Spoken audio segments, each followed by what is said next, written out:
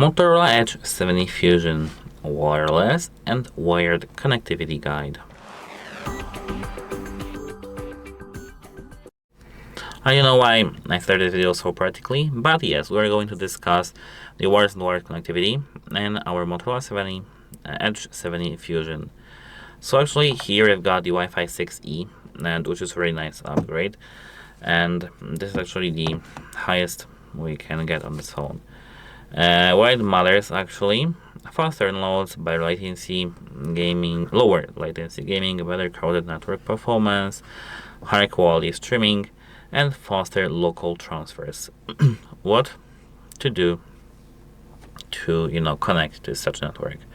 Open the settings. Here open the network and the internet. Open your Wi-Fi. Here, as you can see, you need to just select the network that is Wi-Fi 6.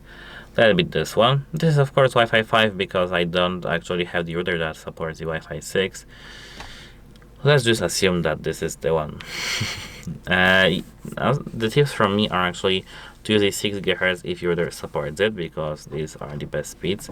Prefer 5 GHz or 6 GHz over the 2.1 GHz at home. Keep Wi-Fi calling enabled if your carrier supports it. Number 2, your device supports the Bluetooth 5.4. Use it for earbuds, headphones, smartwatches, game controllers, even some car connections.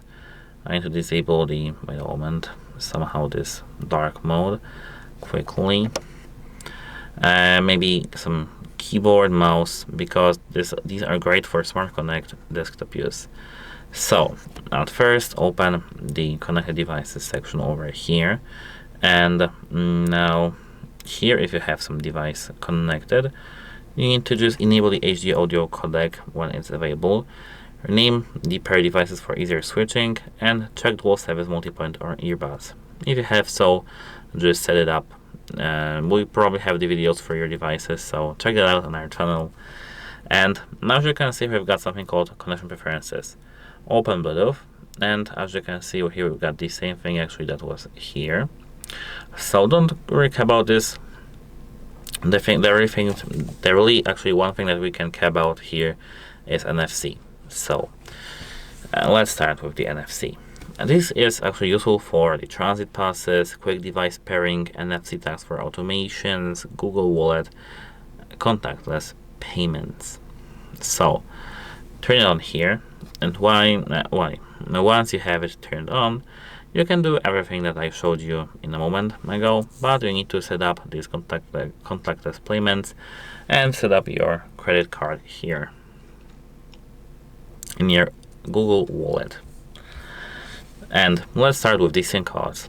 Here we've got the 5G and dual eSIM and eSIM. So we can we have the 5G supported sub-6, nano SIM and eSIM dual SIM support.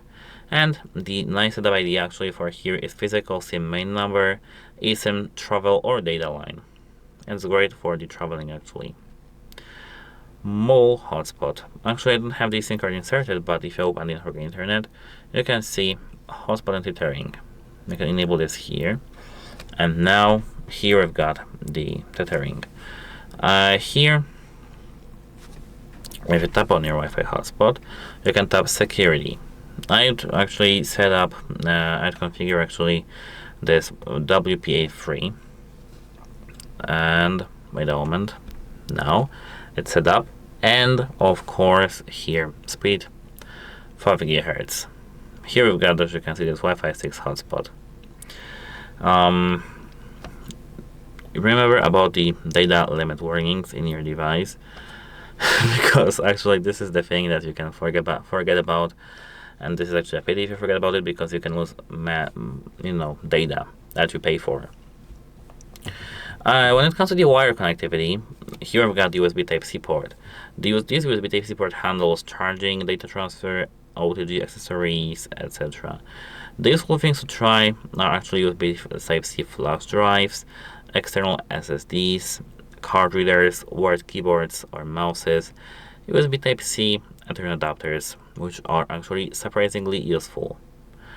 When it comes to the OTG that I mentioned, this is actually an underrated feature. You can enable USB OTG for moving photos fast, backup files offline, use game controllers, and connect DACs for better audio. And here we got another option, the Smart Connect application. I've made actually a video about Smart Connect, so you can check it out, how to connect it to your computer actually. You can actually use this Smart Connect for connecting to your, as I said, PC, full file transfer, app streaming, mobile desktop mode, and clipboard sharing. This is the DACs-like desktop, but you know, it has this some differences between. That's it. Hope it helps you, and good.